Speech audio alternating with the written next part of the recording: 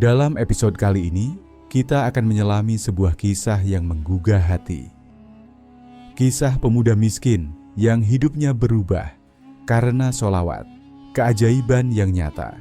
Bukan kisah tentang harta, bukan pula tentang kedudukan, melainkan tentang bagaimana hati yang tulus mengundang perhatian langit, meski tidak terlihat oleh pandangan manusia. Di sebuah kampung terpencil, seorang pemuda sederhana hidup tanpa kemewahan, tanpa kehormatan, dan tanpa banyak harapan.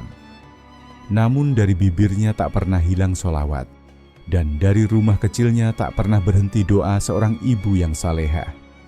Perlahan, tanpa ia sadari, langkahnya dijaga, dipilih dan diarahkan, hingga takdir yang besar pun menjemputnya. Melalui kisah ini, kita akan melihat bahwa kemuliaan tidak selalu lahir dari kekuatan, tetapi dari ketundukan. Bahwa sholawat bukan hanya untayan lafaz, melainkan jembatan yang menghubungkan hamba dengan cinta Allah. Selamat menyaksikan, inilah warisan sejarah. Di sebuah kampung kecil di pedalaman Nusantara, hiduplah seorang pemuda bernama Hasan. Usianya sekitar 20 tahun, tetapi kehidupannya tidak seperti pemuda-pemuda lain seusianya.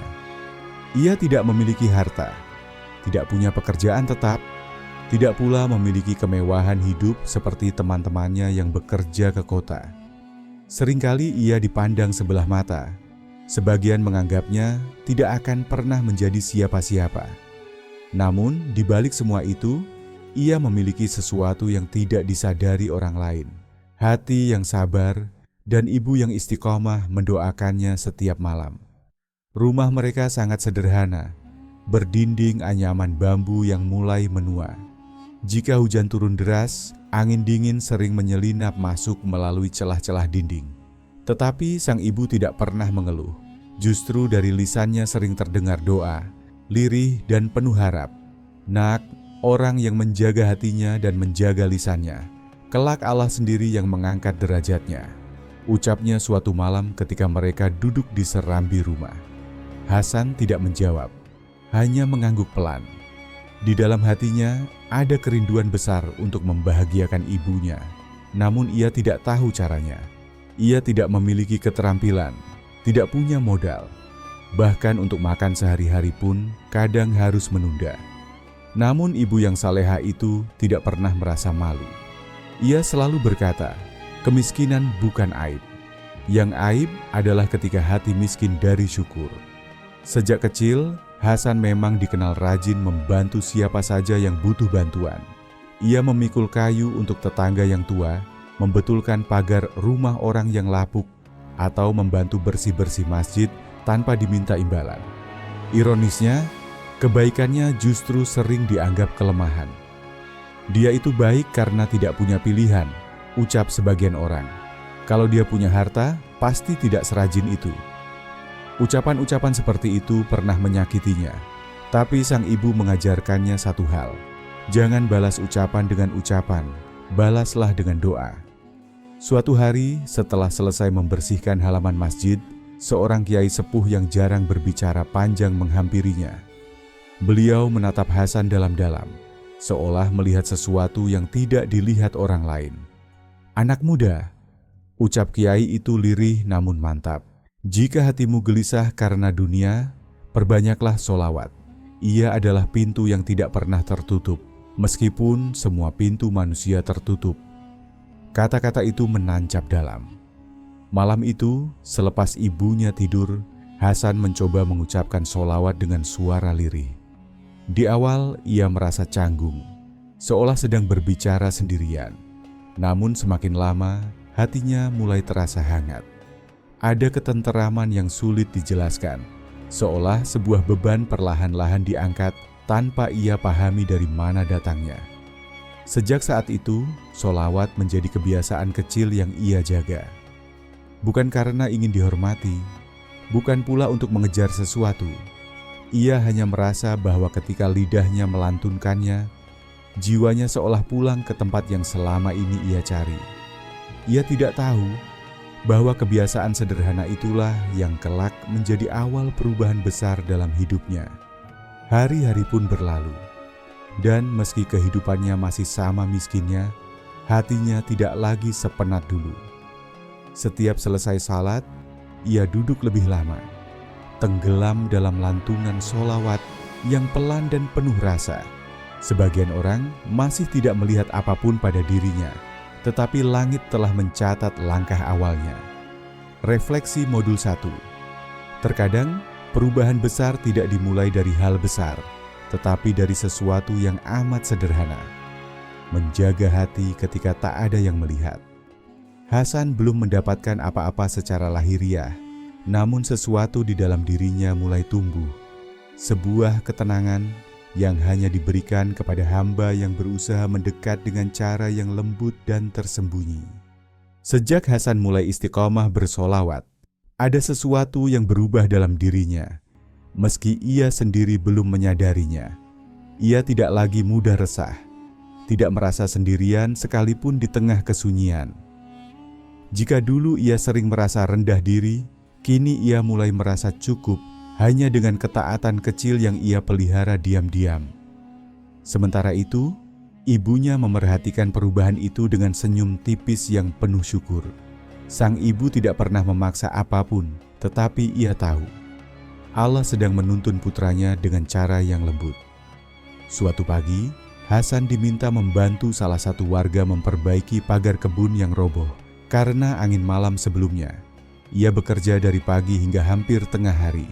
Ketika selesai, orang yang dibantunya menyerahkan beberapa keping uang, jumlahnya tidak banyak, namun cukup untuk membeli kebutuhan dapur. Hasan menerimanya dengan hati-hati dan penuh syukur. Tapi bukan uang itu yang menjadi titik penting hari itu, melainkan sesuatu yang terjadi setelahnya. Ketika ia berjalan pulang melewati masjid, Kiai sepuh yang pernah menasihatinya duduk di teras masjid sambil memandangi halaman. Hasan menghampiri dan mengucap salam. Sang kiai menepuk tempat di sampingnya. "Bagaimana kabarnya hatimu?" tanya beliau pelan. Hasan terdiam sejenak. Pertanyaan itu terasa aneh. Bukan bagaimana kabarmu, tapi bagaimana kabarnya hatimu. Lebih tenang, entah kenapa, jawabnya jujur. Ketenangan adalah tanda bahwa seseorang sedang diperhatikan Allah, ujar sang kiai. Bukan dilihat manusia, bukan dipuji orang, tapi diperhatikan Allah, itu lebih tinggi nilainya daripada apapun. Hasan tidak sepenuhnya paham, tapi kata-kata itu membuatnya semakin yakin untuk menjaga amalan kecilnya. Sejak hari itu, Hasan tidak hanya bersolawat setiap selesai salat, tapi juga ketika berjalan, bekerja, atau menunggu ibunya di rumah.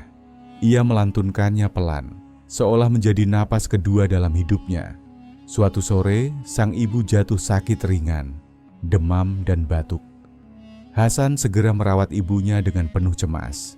Ia hampir tidak tidur, hanya duduk di samping tempat tidur sambil memijat tangan ibunya perlahan. Dalam hati, ia terus membaca sholawat, lebih banyak dari biasanya, seakan ingin membungkus ibunya dalam doa. Keesokan paginya, sakit sang ibu mereda jauh lebih cepat dari dugaan. Padahal biasanya, dengan tubuh sepuh seperti itu, sakit semacam ini bisa berlangsung berhari-hari. Sang ibu memandang wajah putranya yang pucat karena kelelahan dan berkata lirih. Doa anak yang tulus untuk ibunya tidak pernah tertolak. Hasan menunduk, nyaris menahan air mata. Ia merasa tidak melakukan hal besar, tetapi entah mengapa hatinya seperti disentuh kelembutan yang sulit diungkapkan. Seminggu kemudian, kejadian lain menyusul. Ada seorang musafir yang lewat di kampung itu. Seorang laki-laki tua yang kelelahan dan kehabisan bekal. Orang-orang enggan membantu karena tidak mengenalnya. Hasan tanpa ragu menawarkan air dan makanan sederhana yang ia punya. Musafir itu makan dengan tenang, lalu menatap Hasan, seolah melihat lebih dari sekadar tubuh yang berdiri di hadapannya. "Anak muda," katanya pelan, "ketahuilah, ada orang yang dicari dunia, dan ada orang yang dicari langit. Engkau termasuk yang kedua." Hasan terperanjat, tidak mengerti maksudnya. Namun musafir itu tidak menjelaskan lebih lanjut. Ia hanya berdoa singkat dan melanjutkan perjalanan tanpa banyak bicara. Sejak kejadian itu, hal-hal kecil aneh tapi baik mulai hadir. Jalan yang tepat, bantuan yang datang dari arah yang tidak disangka, dan kemudahan yang tidak bisa dijelaskan. Hasan tidak menganggapnya sebagai keajaiban. Ia hanya melihatnya sebagai kebetulan. Padahal perlahan, langit sedang menulis takdir yang berbeda untuknya. Refleksi, ketika seseorang mengetuk pintu Allah dengan rendah hati, dunia mulai bergerak dengan caranya sendiri. Hasan masih belum tahu kemana hidupnya akan dibawa, tetapi fondasinya sudah terbentuk. Ibu yang berdoa, hati yang menjaga, dan lisan yang mengingat kekasih Allah. Keajaiban tidak selalu datang dalam bentuk gemuruh. Kadang hadir setenang embun pagi. Ketika musim panen tiba, kampung Hasan menjadi lebih ramai dari biasanya. Banyak warga yang saling membantu. Sebagian bekerja di sawah, sebagian lagi mengurus hasil panen di lumbung. Hasan ikut membantu, bukan karena ia diupah banyak, tetapi karena ia merasa tidak enak jika hanya diam di rumah. Seperti biasa, ia selalu bekerja dengan sungguh-sungguh. Namun di tengah kesibukan itu, ada sesuatu yang perlahan mulai berubah. Orang-orang yang dulu sering memandang rendah dirinya, kini mulai memberi perhatian yang berbeda. Bukan karena hartanya, tetapi karena akhlaknya yang tulus. Suatu sore, setelah membantu salah seorang tetangga memindahkan karung beras, Hasan duduk di pinggir sawah sambil beristirahat. Angin sore bertiup pelan dan suara azan dari masjid kecil di kampung terdengar sayup-sayup. Ia bangkit dan melangkah ke masjid dengan langkah tenang. Setelah sholat, ia tidak segera bangkit, melainkan duduk lebih lama, tenggelam dalam lantunan sholawat yang semakin mantap dan meresap. Kebiasaan ini rupanya diam-diam diperhatikan seseorang. Seorang pendatang asing yang baru tiba di kampung itu, seorang saudagar berumur yang menempuh perjalanan jauh dari kota pelabuhan. Ia sengaja singgah untuk beristirahat sebelum melanjutkan perjalanan ke kota berikutnya. Saudagar itu memperhatikan Hasan yang sedang khusyuk, lalu menghampirinya setelah jamaah bubar. "Anak muda," ujar saudagar itu sopan, "aku memperhatikanmu sejak tadi. Jarang aku melihat orang muda yang duduk lama setelah salat, seperti engkau." Hasan tersenyum kecil, merasa tidak melakukan sesuatu yang istimewa. "Saya hanya sekadar menenangkan hati," jawabnya sederhana. Saudagar itu manggut-manggut. "Ketika hati tenang, langkah menjadi ringan," katanya, seolah sedang menguji seberapa dalam kedamaian itu berakar. "Siapa namamu?" "Hasan." "Dan ibumu masih ada?" "Masih," jawab Hasan sambil menunduk. Ada rasa hormat yang terpancar dari suaranya.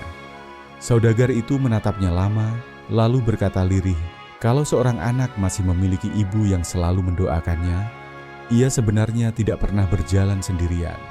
Kata-kata itu mengetuk sesuatu di dalam diri Hasan. Ia mengangguk pelan, meski belum mengerti mengapa orang asing ini berbicara seolah mengenalnya sejak lama. Sebelum pulang ke rumah tumpangannya, saudagar itu berkata, "Besok pagi temuilah aku. Ada sesuatu yang ingin kupercayakan kepadamu." Hasan bingung, tapi ia menuruti. Keesokan paginya, ia mendatangi rumah tempat saudagar itu tinggal sementara. Tanpa basa-basi panjang, saudagar itu menyerahkan sebungkus kecil dan berkata, "Ini amanah. Aku mohon kau antarkan ke seorang ulama di pesantren kecil dekat perbatasan. Tidak jauh, tapi butuh perjalanan seharian. Aku tidak sempat. Kau akan mengerti mengapa aku memilihmu." Hasan kaget. "Mengapa saya?"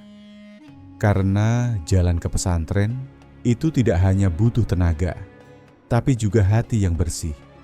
Kata-kata itu singkat, tapi berat maknanya. Hasan menerima amanah itu, tidak tahu bahwa keputusan sederhana ini akan menjadi gerbang pertama menuju perjalanan yang jauh lebih besar. Baginya saat itu, ini hanya bantuan kecil, tetapi di baliknya, takdir mulai memindahkannya dari pelosok kampung menuju jalan ilmu dan perjumpaan-perjumpaan baru yang kelak mengubah pandangannya tentang hidup. Hari itu sebelum berangkat, ia berpamitan pada ibunya. Sang ibu tidak bertanya panjang, tidak pula khawatir berlebihan. Ia hanya memegang tangan putranya dan berkata lembut, "Jika kau melangkah di jalan kebaikan, Allah mendahuluimu." Hasan menatap ibunya dalam hening. Untuk pertama kalinya, ia merasa langkahnya bukan lagi sekadar bergerak, tetapi dipandu. Refleksi, kebaikan yang dijaga diam-diam pada akhirnya mengantarkan seseorang pada pintu yang tidak pernah ia duga. Amanah adalah bentuk kepercayaan yang tidak diminta, tanda bahwa Allah sedang menitipkan langkah baru. Hasan belum tahu kemana perjalanan ini akan membawanya, tetapi untuk pertama kalinya, ia merasa bahwa hidupnya mulai memiliki arah.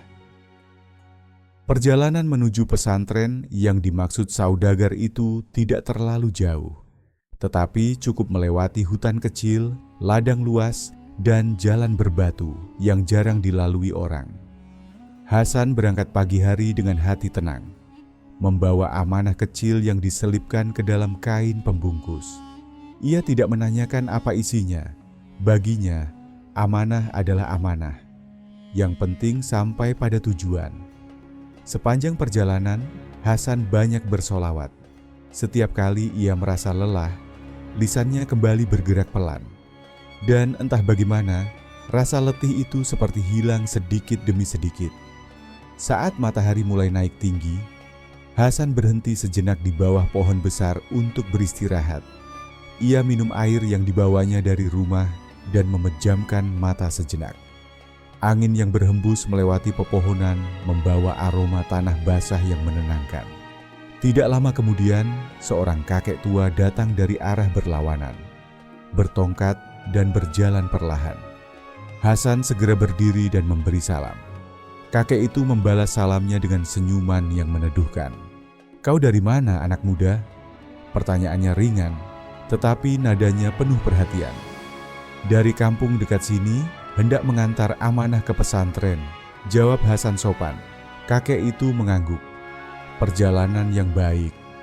Kadang Allah mengantar manusia ke tempat yang tepat, bukan agar ia menerima sesuatu, tapi agar ia ditemukan oleh sesuatu." Hasan terdiam. Kata-kata itu terasa seperti potongan hikmah, namun ia belum mampu menangkap makna lengkapnya.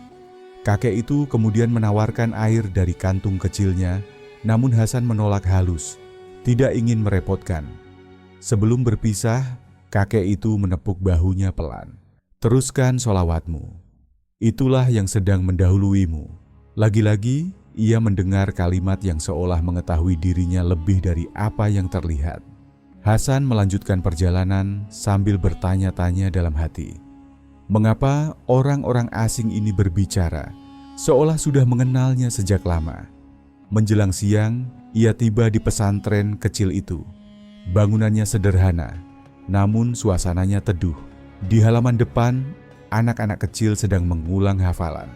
Hasan kemudian diarahkan untuk menemui seorang ulama sepuh di dalam rumah kecil di samping musyala. Ulama itu menyambutnya dengan tatapan lembut.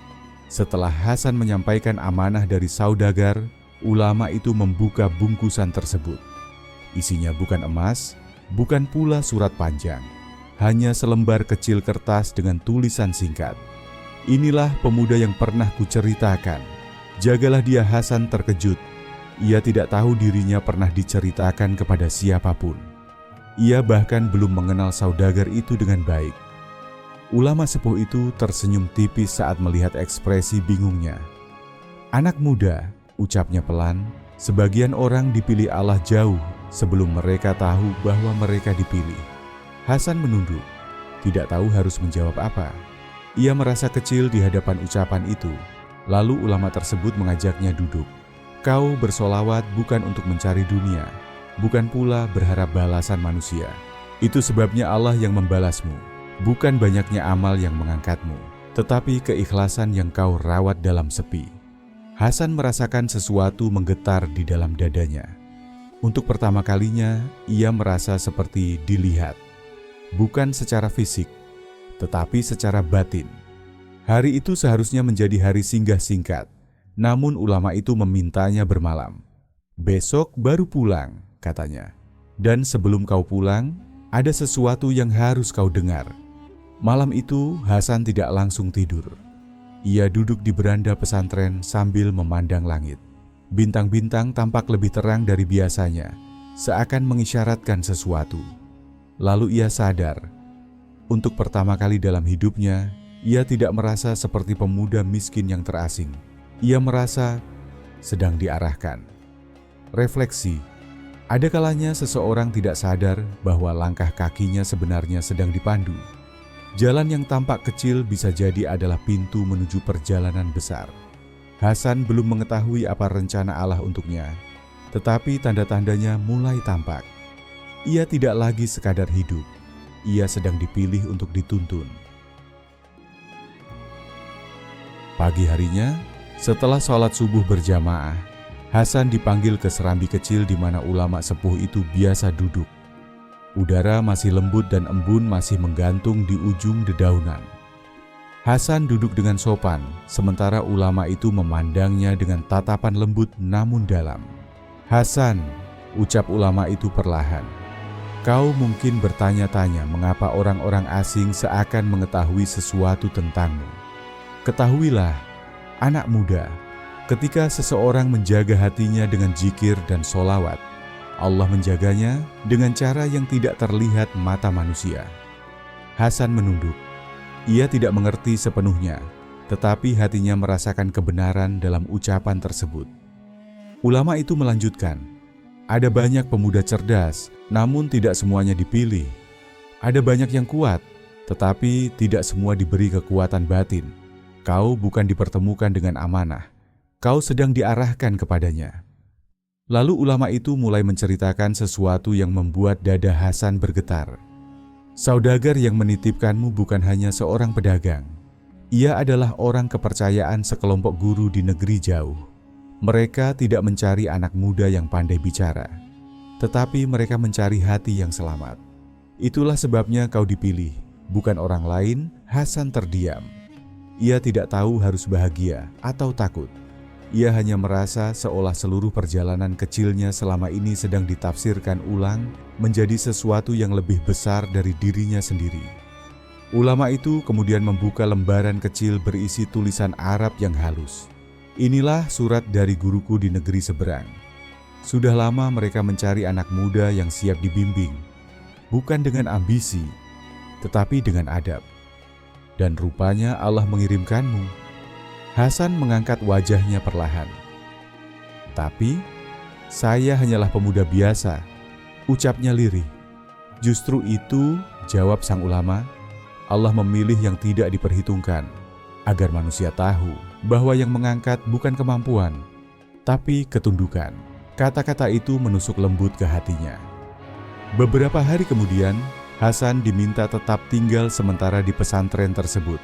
Ulama sepuh itu mengajarinya dasar-dasar ilmu yang kelak ia butuhkan.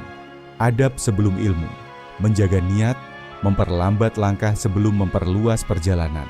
Hasan mulai bangun sebelum subuh, membersihkan masjid tanpa diminta, dan melanjutkan zikir yang menjadi napas hidupnya. Di saat orang lain belajar untuk dikenal, Hasan belajar untuk ditata. Ia mengira ia hanya akan tinggal 2 atau 3 hari. Namun ternyata hari-hari itu berubah menjadi pekan. Dan selama pekan itu, ia mulai merasakan sesuatu. Jiwanya menjadi lebih peka. Ia mulai membaca bukan hanya kitab-kitab kecil yang diberikan ulama itu, tetapi juga membaca tanda-tanda. Siapa yang datang padanya, apa yang Allah gerakkan, dan bagaimana hatinya merespons dunia dengan tenang.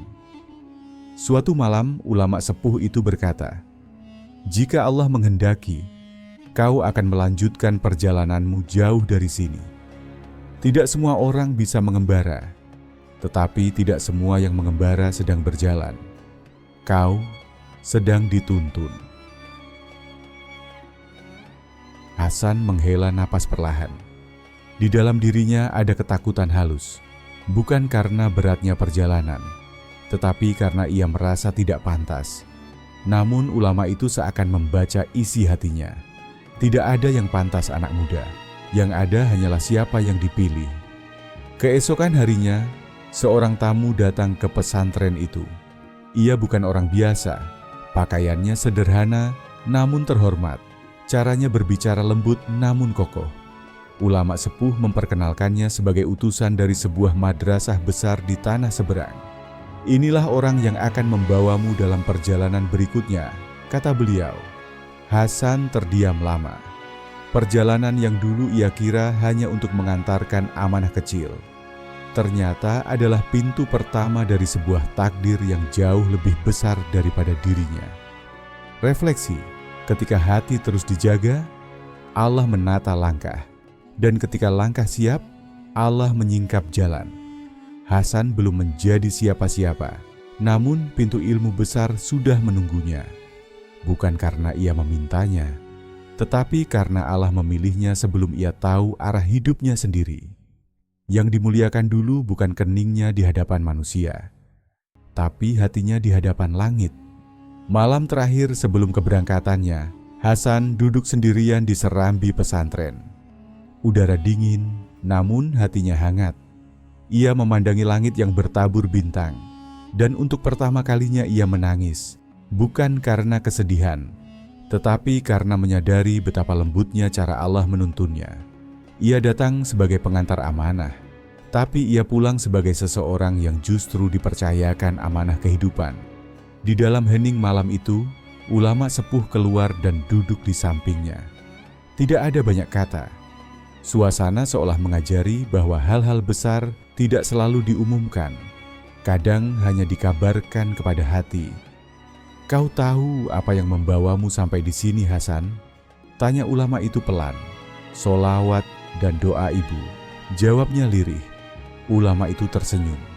Benar, tetapi ada satu hal lagi. Allah tidak pernah membiarkan hati yang memilih kembali kepadanya berjalan sendirian. Hasan menunduk, menahan haru. "Kau akan berangkat besok," lanjutnya, "dan perjalananmu bukan lagi perjalanan fisik. Ini perjalanan untuk menyiapkan jiwamu. Banyak orang belajar ilmu, tetapi sedikit yang dipersiapkan menjadi penopang ilmu." Hasan terdiam. Kata itu, dipersiapkan, terasa dalam sekali.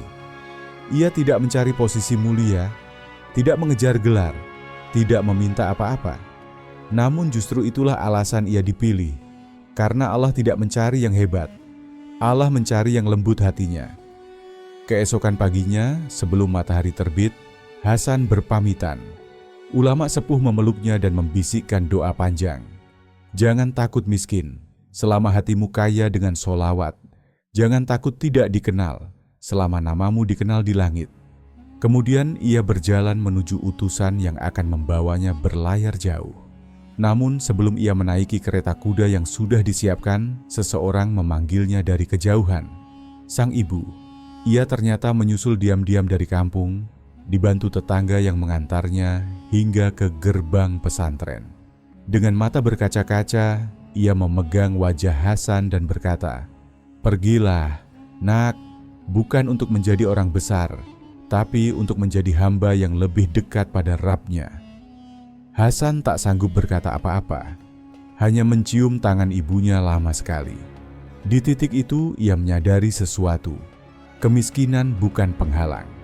Yang menjadi penghalang adalah ketika seseorang membiarkan hidupnya berjalan tanpa tujuan. Namun jika tujuan itu adalah Allah, maka dunia justru menjadi jembatan, bukan beban. Bertahun-tahun setelah hari keberangkatannya, nama Hasan tidak pernah menjadi bahan perbincangan besar. Tidak ada sorak-sorai, tidak ada gelar megah. Namun orang-orang yang pernah bertemu dengannya selalu berkata hal yang sama. Dia tidak banyak bicara, tetapi hatinya membuatmu ingin dekat kepada Allah. Di negeri seberang, di madrasah yang jauh, ia kelak bukan hanya menjadi murid, tetapi penjaga adab, penuntun bagi mereka yang hatinya haus ketenangan. Bukan kepintarannya yang mengangkatnya, tetapi kejernihan batinnya. Ia tumbuh menjadi salah satu dari mereka yang dikenal bukan karena namanya, tetapi karena cahaya yang Allah titipkan lewat dirinya. Ia tidak menjadi tokoh besar dalam catatan sejarah, tetapi ia menjadi jejak kehidupan dalam catatan langit. Karena ada hamba-hamba Allah yang mungkin tidak dikenal luas di bumi, tetapi para malaikat mengenalnya dengan penuh hormat. Refleksi, tidak semua perjalanan hidup dimulai dari kelebihan, sebagian dimulai dari kekurangan, agar seseorang tahu bahwa yang menyempurnakan adalah Allah. Hasan tidak meminta kemuliaan, namun ia dijemput kemuliaan.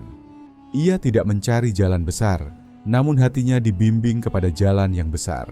Dan semua itu dimulai dari sesuatu yang sangat kecil, satu sholawat yang dijaga dengan hati,